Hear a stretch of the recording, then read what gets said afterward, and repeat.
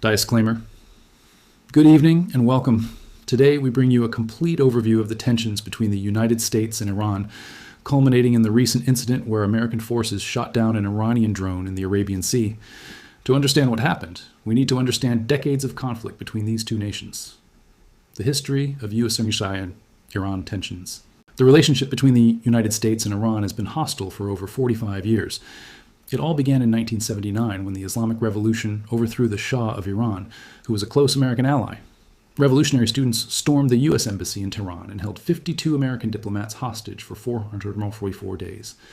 This crisis severed diplomatic relations between the two countries, and they have never been restored. Throughout the 1980s, tensions continued. The United States supported Iraq during the Iran-Iraq War from 1980 to 1988. In 1988, the USS Vincennes shot down Iran Air Flight 655. Killing all 290 passengers and crew. The U.S. said it was a tragic mistake, but Iran called it deliberate murder. This incident deepened Iranian mistrust of America. During the 1990s and 2000s, the main issue became Iran's nuclear program. The United States and its allies accused Iran of trying to develop nuclear weapons. Iran insisted its nuclear program was only for peaceful energy purposes. The U.S. imposed severe economic sanctions on Iran to pressure them to stop enriching uranium. In 2015, a breakthrough seemed possible. President Barack Obama negotiated the Joint Comprehensive Plan of Action, known as the Iran nuclear deal. Iran agreed to limit its nuclear activities in exchange for relief from economic sanctions. For a few years, tensions decreased. But in 2018, President Donald Trump withdrew the United States from the nuclear deal during his first term. He called it the worst deal ever negotiated and reimposed harsh sanctions on Iran. The policy was called maximum pressure and aimed to force Iran to negotiate a better agreement. Iran responded by gradually breaking the limits set by the nuclear deal. They increased uranium enrichment and reduced international inspections of their facilities. The situation deteriorated rapidly. In January 2020, a major crisis erupted. The United States killed Qasem Soleimani, Iran's most powerful military commander, in a drone strike in Baghdad. Iran retaliated by firing ballistic missiles at U.S. military bases in Iraq. Dozens of American soldiers suffered traumatic brain injuries. The world feared all-out war, but both sides stepped back from further escalation. Since then, tensions have remained high. Iran has supported militant groups throughout the Middle East, including Hezbollah in Lebanon, Hamas in Gaza, and Houthi rebels in Yemen. These groups have attacked American interests and allies. The U.S. has conducted military strikes against Iranian-backed forces in Syria, Iraq, and Yemen. Last year in June 2025, the situation escalated dramatically. The United States launched Operation Midnight Hammer, striking 3 Iranian nuclear facilities. This was the most direct American military action against Iran in decades. Iran threatened massive retaliation, but did not immediately respond with major attacks. This brings us to where we are today, with military forces from both countries operating in close proximity in the Persian Gulf region, creating a powder keg situation where any incident could spark wider conflict. February 3rd, 2026. Drone incident.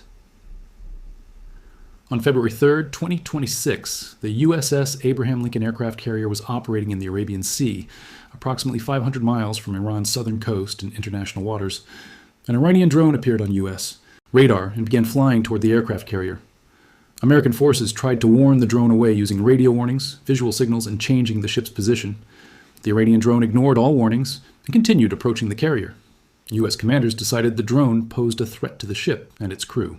An F-35C Lightning II fighter jet launched from the Abraham Lincoln and intercepted the Iranian drone and shot it down before it could get close to the carrier. The drone was completely destroyed and fell into the Arabian Sea. No American service members were injured. No U.S. equipment was damaged. Iran tells a different story. According to Tasnim news agency, affiliated with Iran's Revolutionary Guard Corps, the drone was conducting a routine and lawful reconnaissance mission in international waters. Iranian sources claim the drone was performing normal monitoring, surveillance, and imaging activities. They say the drone successfully transmitted reconnaissance photos back to Iranian headquarters before communication was lost. Iranian officials have not officially confirmed their drone was shot down. They say they are investigating why contact with the drone was lost. Second incident, same day.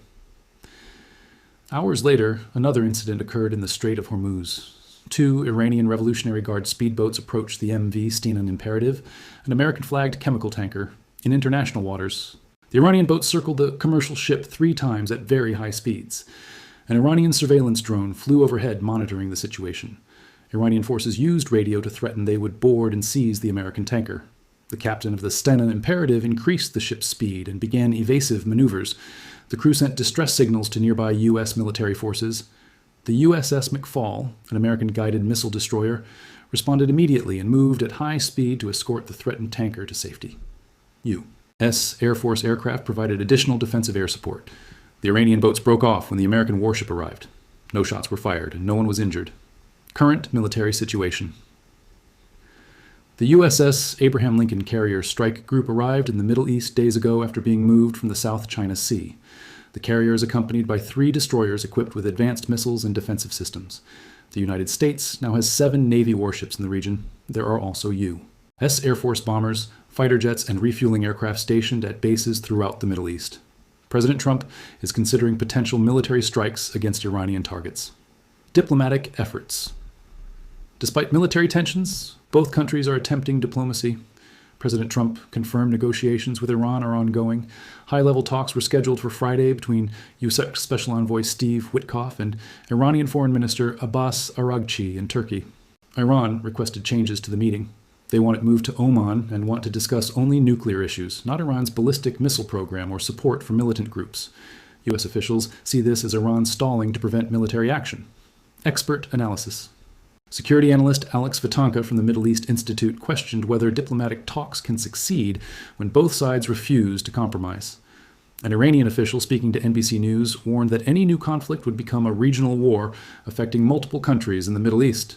The official stated Iran will defend itself no matter what, saying death is better than humiliation. Economic impact. U.S. Crude oil prices increased by more than 1% after news of the drone shoot-down. Investors worry about potential disruptions to oil shipments through the Strait of Hormuz, where about 20% of the world's oil passes through daily. Conclusion. The drone incident on February 3, 2026, is the latest chapter in over 4 decades of hostility between the United States and Iran. Both sides have significant military forces operating in the same region. Both sides are willing to use force. Both sides believe they are acting defensively. The next few days will be critical. Will diplomacy succeed, or will we see further military escalation? High-level talks are scheduled, but Iran's requests to change the terms have raised doubts. President Trump is weighing military options while keeping diplomatic channels open. Both nations stand at a crossroads. One path leads to negotiation and de-escalation. The other path could lead to military conflict that might spread across the entire Middle East region, affecting oil supplies, global markets, and potentially drawing in other countries. Thank you for watching.